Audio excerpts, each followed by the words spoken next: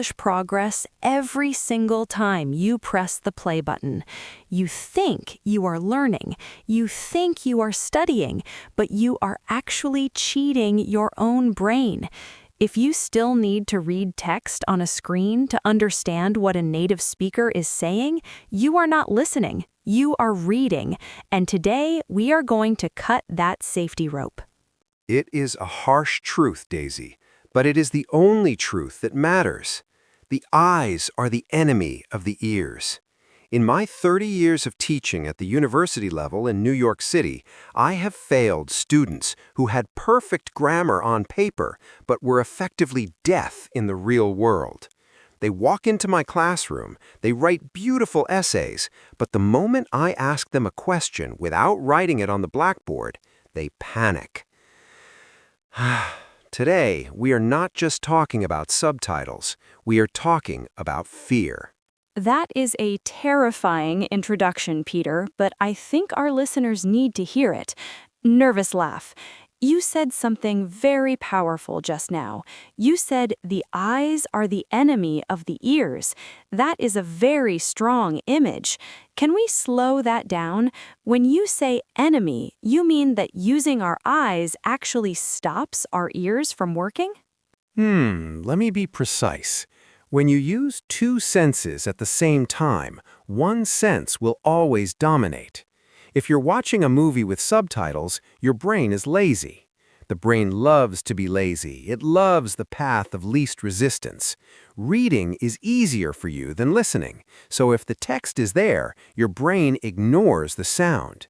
You think you are hearing the English, but you are only verifying what you have already read. You're matching the sound to the text rather than decoding the sound. That is the trap. I want to unpack that word you used, decoding, to decode something. Imagine you're a spy in an old movie. You receive a secret message in a code, and you have to translate it to understand the meaning. Listening is exactly like that. The sounds coming out of Peter's mouth right now are the code. Your brain has to catch them, hold them, and turn them into meaning. Peter, give us a real-life example of this failure. You mentioned students who panic. Tell us a story from your time in New York. I want the details. I have thousands of stories, Daisy, but there's one that always comes to mind. It happened about 15 years ago. I had a student named Koji. He was a brilliant young man from Japan, very diligent. He knew more vocabulary than I did, and I'm the professor. He had studied English for 12 years before arriving in Manhattan. He had watched every episode of the show Friends with subtitles. He felt ready. 12 years is a very long time. He must have felt very confident. You would think so, but here's what happened.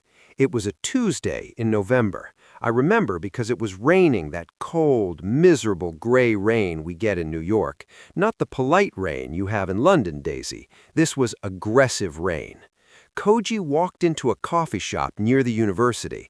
It's called the Gray Dog. It's very noisy. The espresso machine is hissing. The music is playing loud jazz. People are shouting orders.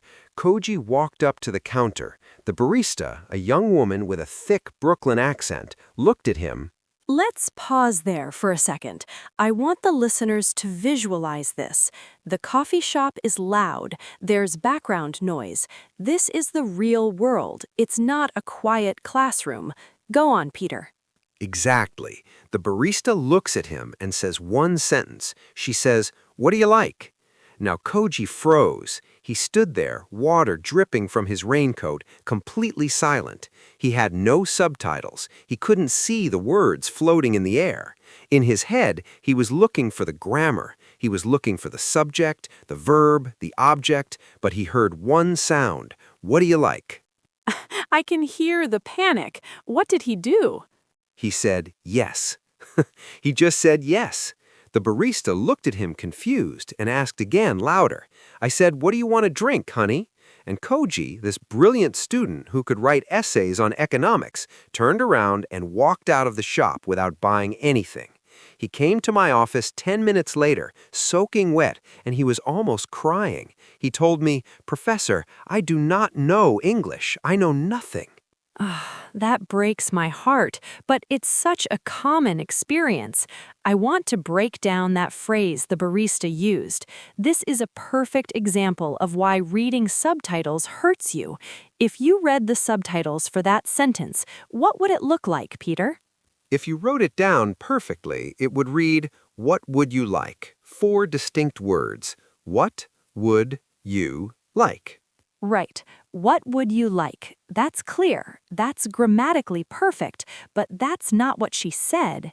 No, she used connected speech. This is the secret, Daisy. This is the code we talked about earlier. In American English, specifically in the Northeast, we crush words together like we're crushing a soda can. What would you becomes what'ya. Let me say that slowly for everyone. What'ya. Listeners, I want you to try that. I know you are listening on the bus or in your car or maybe you're washing the dishes, but say it out loud. Wada-ya. It sounds like a nonsense word, doesn't it? It sounds like a nonsense word. It does, and if you're addicted to subtitles, your brain is looking for what. It's looking for the T at the end of what. But in what'ya, the T has become a soft D sound. We call this a flap. The would has almost disappeared completely. The U has become ya. So Koji was listening for what, but he heard wa. He was listening for you, but he heard ya. Because the subtitles weren't there to tell him what to expect, his brain crashed, like a computer with a virus. This brings us to a very interesting debate, Peter, the difference between how British people and American people ruin words. Giggle, because we both do it. We just do it differently. In London, if I were that barista, I might not say, "What do you like?" I might say, "What you want?" What you want? That sounds like you're asking if they want a watcher, a person who watches. Exactly, but I'm saying, what do you want? What do you becomes whatcha, because in British English, when a T meets a Y, like in what you, it often turns into a ch sound. Tube. Tuesday becomes Tuesday. What you becomes watcher. This is fascinating. Let's stay on this for a moment. This ch sound versus the American duh sound. This is a major reason why students find American movies difficult without subtitles if they learned British English in school or vice versa. In New York, what do you becomes what-a-ya, soft, smooth, lazy. In London, what do you becomes whatcha, sharp, aggressive, choppy. So let's do a drill. I want to play a game with you, Peter. I'm going to say a sentence in very polite, clear, textbook English, the kind of English our listeners see on the subtitles. I want you to say it back to me as a tired, fast-talking New Yorker. Then I'll say it as a rushing Londoner. Are you ready? I was born ready. Let's do it. Okay, sentence number 1. I'm going to get a cup of coffee. All right, New York version. I'm gonna get a cup of coffee. Listen to the rhythm. I'm gonna get a. I'm not saying get a, I'm saying get a, like the name of a cheese, get a. And coffee? It's not coffee, it's cough-a. The vowel is long and dark. I'm gonna get a cup of coffee. That's so fast. Okay, now the London version. I'm gonna get a cup of coffee. Notice the difference? Peter said getta. He used a D. I said getta. I stopped the sound in my throat. We call that a glottal stop. Getta. I didn't say the T and I didn't say a D. I just stopped breathing for a microsecond. Getta. This is why subtitles fail you. The subtitle says get a. You read get a, but your ears hear get a or get a. If you're reading, you never learn to identify the sound. You never learn the glottal stop. You never learn the flap. You remain a prisoner of the written word. A prisoner of the written word. That's deep. I want to talk about the psychology of letting go, because it's scary, Peter. When I tell my students to turn off the subtitles, they feel like they're drowning. They feel like they're missing everything. How do we fix that mindset? How do we get comfortable with not understanding everything? You have to embrace the ambiguity. That's a big word, ambiguity. A-M-B-I-G-U-I-T-Y. Ambiguity means uncertainty. It means not knowing exactly what is happening. When you're a child learning your first language, you live in ambiguity for years. You don't understand 90% of what your parents say, but you watch their faces, you listen to the tone, you watch their hands, you pick up clues. When you use subtitles, you stop looking for clues. You stop being a detective. I love that. Be a detective. So instead of reading the answer, you have to solve the puzzle. Correct. Let's go back to Koji, my student. After the disaster in the coffee shop, I put him on a strict listening diet. I told him, Koji, for the next month, you are not allowed to watch anything with text. No subtitles in English, no subtitles in Japanese. Nothing. That must have been very hard for him. It was torture. He came to me after 3 days and said, Professor, I watched a movie last night and I only understood 20%. I asked him, how did you feel? He said, I felt stupid. I told him, good, stay in that feeling. You are a cruel teacher, Peter. Sometimes kindness is cruelty, and cruelty is kindness. If I let him use subtitles, I am keeping him weak. I told him to watch the same movie scene 5 times. Not the whole movie, just one scene, 5 minutes. This is a very practical tip. Listeners, please write this down. The 5 times rule. Peter, explain how this works step by step. Step 1. Watch the 5-minute scene without subtitles. Just watch it. Do not try to translate every word. Just try to catch the emotion. Are they angry? Are they in love? Are they in a hurry? Just get the vibe. Okay, step 1, get the vibe. No pressure, just flow. Step 2. Watch it again. This time, close your eyes. Do not look at the screen. This is crucial. When you close your eyes, your hearing sensitivity increases. Your brain realizes, oh, I cannot rely on vision. I must amplify the audio signal. Listen for the rhythm. Listen for the pauses. Step 2, eyes closed, blind listening. I try this with my students, and they always say they fall asleep. If they fall asleep, choose a more exciting movie. Step 3. Open your eyes. Watch it again. This time, write down words you catch. Just keywords. Coffee, door, run, police. Don't write sentences. Just catch the nouns and verbs. Step 3, keyword hunting. Okay. Step 4.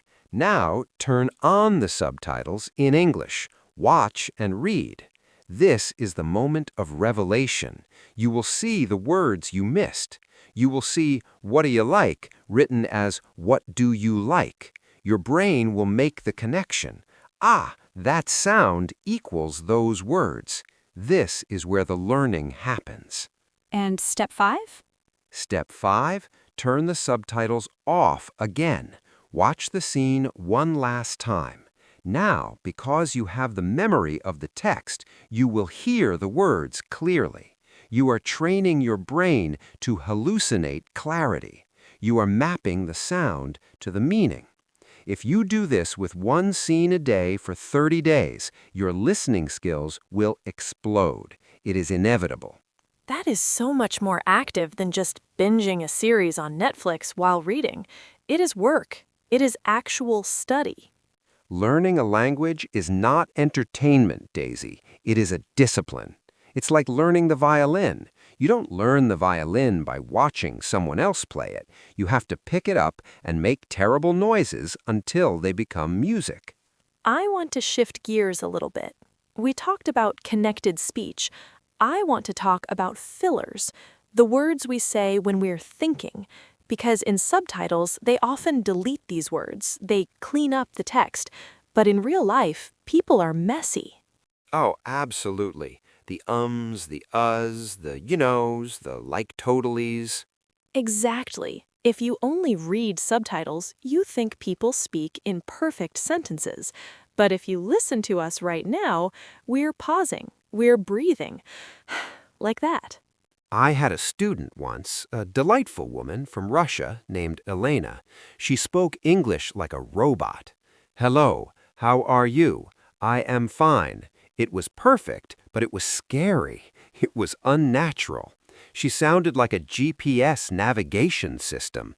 Turn, left, at, the, corner.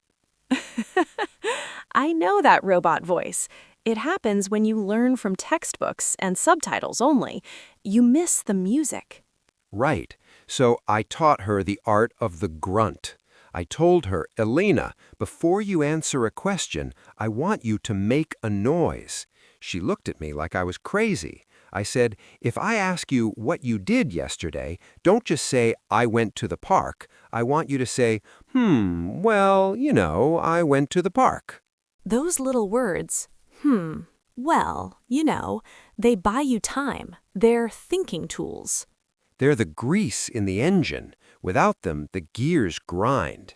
Subtitles often remove them to save space on the screen. So if you rely on subtitles, you never learn how to hesitate naturally. And hesitating is a huge part of fluency. Let's practice some hesitation noises. This sounds silly, but it is important. In the UK, when we're thinking, we often make a sound that's like, It's quite long. I'm not sure. In New York, we often use It's shorter, lower in the throat. Let me think about that. Or we use, as a comma. It was, really cold. Let's do a drill on this. I will ask you a question, Peter. I want you to answer it, but I want you to delay the answer for at least 5 seconds using only filler words and noises. Challenge accepted. Peter, what is your favorite color? Well, let me see. Gosh, that is a tough one. I've always been partial to blue. That was a masterclass in wasting time. But it sounded so natural. It sounded like you were actually thinking. I was thinking about how to delay. But listeners, do you hear that? If you read that on a subtitle, it would just say blue, or maybe I like blue. You miss all the personality. You miss the gosh, the well, the lip smacking. Those are the human elements. And understanding those human elements helps you predict what's coming next. If someone says, well, with a falling tone, you know bad news is coming. Precisely. Tone. Subtitles have no tone. They have no melody. I can say the word really in 5 different ways, and it means 5 different things. Let's prove it. This is a great game, the really game. Listeners, I want you to listen to Peter's voice. He's going to say the word really. I want you to guess the emotion. I'll guess with you. Okay, number 1. Really? That sounds like surprise, maybe even shock. You found out you won the lottery. Correct. Number 2. Really? Oh, that's sarcasm. That means I don't believe you or you're being stupid. Exactly. It's the are you kidding me, really? Number 3. Really? That sounds like interest. Flirtation, maybe? You're leaning in at a dinner party. Tell me more. You got it. Now imagine watching a movie. The character says really, the subtitle just says really. It might have a question mark, but without the sound, without the melody, you miss 80% of the communication. You miss the sarcasm, you miss the flirtation, you miss the anger. This is why so many ESL students get into arguments, because they use the wrong tone, because they learned the word from a book, not from an ear. I had a situation with a student who was very polite, but he sounded aggressive because he ended every sentence with a falling, hard tone. He would say, "Nice to meet you." It sounded like a threat. "Nice to meet you," like he was going to punch me. I bet he thought he was being perfect because the words were correct. He did. He was shocked when I told him he sounded like a mafia boss. We had to work on his musicality. We had to soften the edges. You cannot learn musicality from subtitles. You can only learn it by closing your eyes and mimicking the sound. Mimicking, copying, shadowing. We hear these words a lot. Shadowing. Can you explain what shadowing is for those who haven't heard of it? Shadowing is the ultimate exercise. It's physically difficult. It makes your mouth tired. You listen to a speaker, let's say a podcast like this one, and you repeat what they say simultaneously, not after them, with them, like you're singing a duet. That sounds impossible. How can you speak and listen at the same time? You have to be about half a second behind. It requires intense focus. You become an echo. If I say, "The weather is nice," you start saying "the" when I'm saying "weather." You're chasing me. Let's try a tiny bit of shadowing. I'll speak slowly. Listeners, try to speak with me. Do not wait for me to finish. Join in as soon as you can. Here we go. Learning English requires patience and time. Learning English requires patience and time. It feels strange, doesn't it? Your brain has to split in half. It forces you to stop translating. You don't have time to translate from English to your native language and back. You only have time to produce sound. It bypasses the analytical brain and goes straight to the muscle memory. It is athletic training for your mouth. I want to go back to the safety net idea. Subtitles are a safety net, but they are also a distraction. There is a concept called cognitive load. Peter, you are the professor. Lecture us on cognitive load. Happily. The human brain has a limited amount of processing power. Think of it like a computer with a limited amount of RAM. If you're running a heavy program like visual processing, reading, you have less power available for auditory processing, listening. So when we read, we are actually stealing power from our ears. Yes, and research shows that visual information usually overrides auditory information. There's something called the McGurk effect. It's a famous illusion. If you show a video of a person saying ba, but you change the video so the lips look like they are saying fa, your brain will actually hear fa, even though the sound entering your ears is ba. That is spooky. So our eyes can actually lie to our ears. They lie constantly. If the subtitle is wrong, and subtitles are often wrong, by the way, you will hear the wrong word. You will swear you heard what you read. You are hallucinating. So, to reduce cognitive load, you must shut down the visual channel.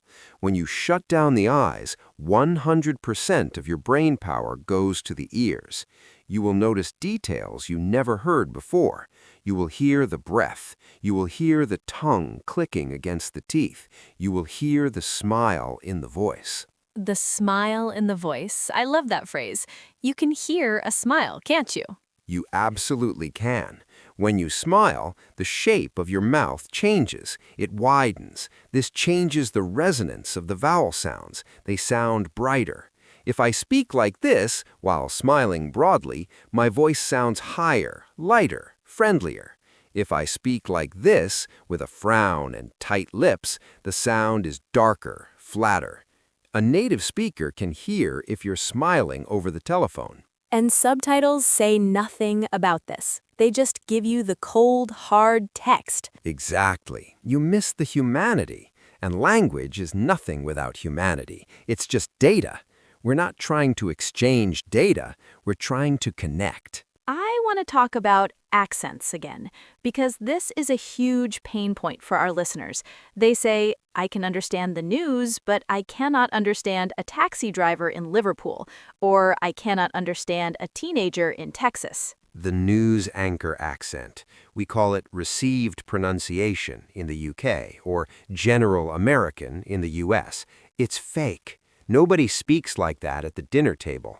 It's designed to be clear. It's designed to be read. It's sanitized. It's sterile. Real accents are dirty. They're messy. They break the rules. In the South of the United States, they take a one-syllable word like pen and turn it into two syllables. Pie-en. Pie-en. Can I borrow your pie-en? Exactly. And in parts of London, you take a word like time and it sounds like toime. Do you have the toime, mate? Yes. So how do we train for these accents without subtitles? If we turn off the subtitles and the taxi driver starts speaking Geordie or Texan, we're going to be lost. You will be lost at first. Accept it. But you have to tune your ear. It's like tuning a radio. When you first encounter a strong accent, it's just static, noise. But if you keep listening, without panicking, your brain starts to find the patterns. Oh, every time he says I, it sounds like ah. I don't know. I'm going home. Once your brain cracks that one code, the whole accent unlocks. It's pattern recognition, but you can't find the pattern if you're reading, because the reading blocks the pattern. The reading tells you it's I. The ear tells you it's ah. The conflict confuses the brain. Precisely. You have to let the ear win. You have to trust the ear. I want to share a personal struggle I have with learning other languages. I'm learning French, and French is difficult. The spelling has nothing to do with the sound. French is the champion of lying. Half the letters are silent. Exactly. Oiseau, birds. It has 7 letters and sounds like oiseau. If I read the subtitles in French, I get confused because I see X and S and E, and I try to pronounce them. When I turn the subtitles off, I just hear oiseau. It's actually easier. This is a massive point. English is not as bad as French, but it's bad. We have though, through, tough, thorough. They all look similar. They all sound different. OUGH is a nightmare. If you rely on reading, you're relying on a spelling system that was invented 500 years ago and hasn't changed, while the pronunciation has changed completely. You're studying history, not language. When you turn off the subtitles, you're engaging with the language as it exists now in 2024, not how it looked in 1600. That's a very liberating way to think about it. You're bypassing the history lesson and going straight to the reality. Yes, listen to the sound. Trust the sound. The spelling is just a suggestion. I want to do another mentorship segment. We have listeners who are thinking, but Peter, Daisy, I need to pass an exam. I need to take the IELTS or the TOEFL. I need to read. Exams are a game. They're a specific skill. Yes, for the reading section, you need to read. But for the listening section, the best way to prepare for the IELTS listening test is to close your eyes. In the exam, you can look at the paper, but you should be focused on the audio. Many students fail the listening section because they're reading the questions too intensely while the recording is playing. They miss the answer because they're reading the question. Multitasking is a myth. That's what we're saying. It's a biological impossibility. You're rapid switching. You're switching from reading to listening, back and forth, milliseconds at a time. Every time you switch, you lose focus. You lose energy. So for the next week, I want to challenge our listeners. We're going to issue a 7-day no-text challenge. I love challenges. What are the rules? Rule number 1, you must listen to at least 15 minutes of English every day. A podcast, a YouTube video, the news. Rule number 2, you must tape a piece of paper over the bottom of your screen. Even if you turn subtitles off, sometimes they appear automatically, or there's scrolling text on the news. Physically block it. Cover it up. Oh, that's extreme. Tape on the screen? Do it. Make it physical. Commit to it. Rule number 3.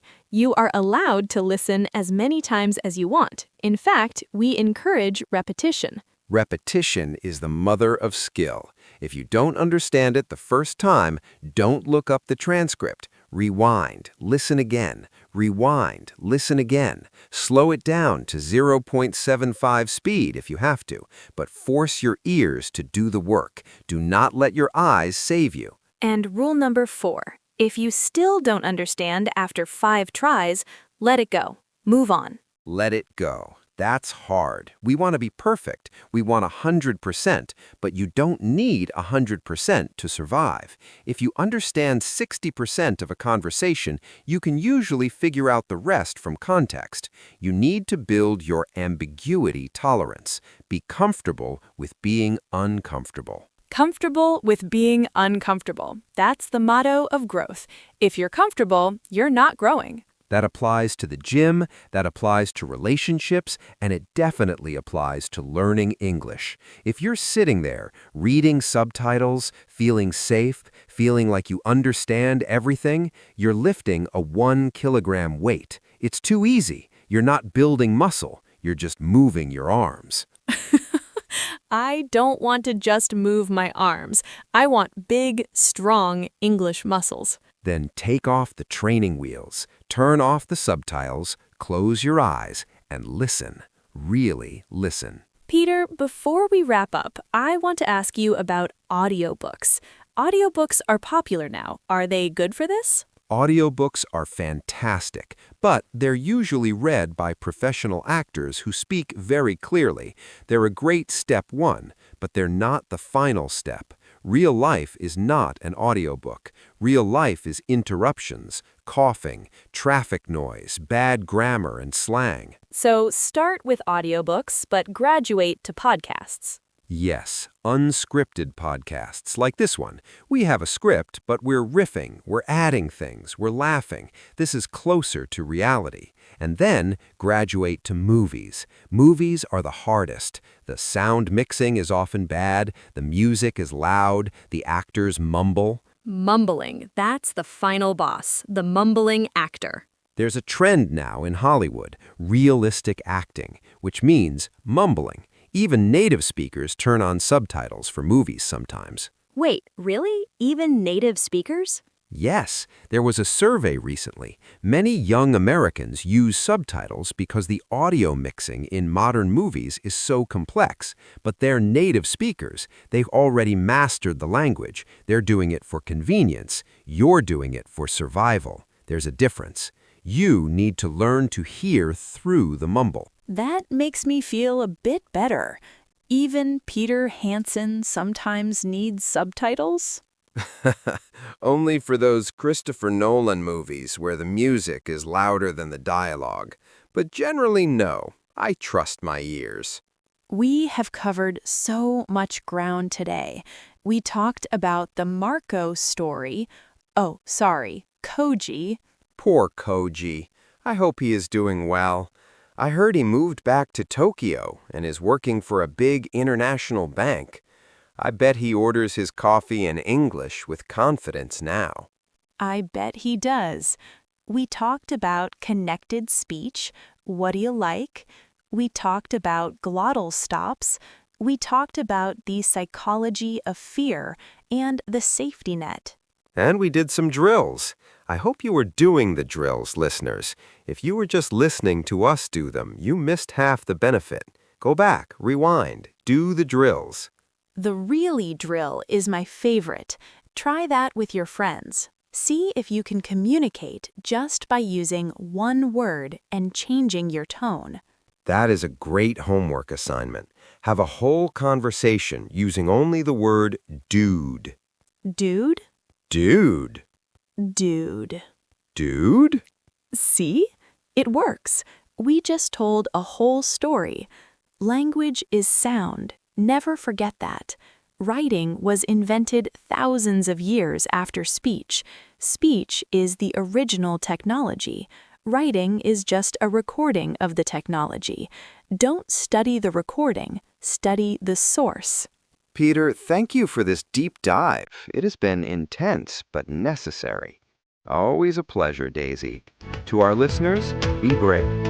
Next time you watch a video, cover your mouse with that CC button. Keep it on. You're here. You can't do it anyway. Your ears will thank you. Your brain thank you. And eventually, that taxi driver in Liverpool will make sense. Maybe not the Liverpool. That takes a lifetime. Fair enough. Thank you for listening to the Slow English channel. I am Daisy. And I am Peter. Listen, repeat, grow. See you next time. Goodbye.